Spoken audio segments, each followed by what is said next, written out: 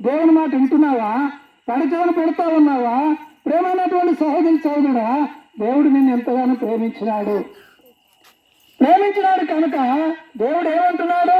నీ దిగంబరులు, నీ వస్త్రదానాలు, నీ భోదానాలు, గోదానాలు, అన్నదానాలు, నీ యొక్క నిలువుదోపిడీలు ఏం అడగట్లేదండి. నీ గొర్రె మేక మందలు అడగట్లేదు, నీ గర్భఫలాన్ని దేవుడు అడగట్లేదు. దేవుడు అడిగేది ఒక్కటేనండి, నీ హృదయం. చెడిపోయినటువంటి నీ హృదయం, పాపంలో జీవిస్తున్నటువంటి నీ హృదయాన్ని దేవుడు అడుగుతున్నాడు.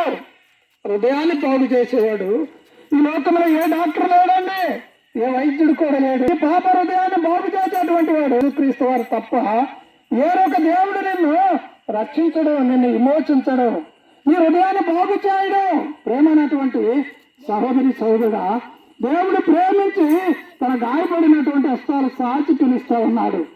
ఏ పాపంలో ఉన్నటువంటి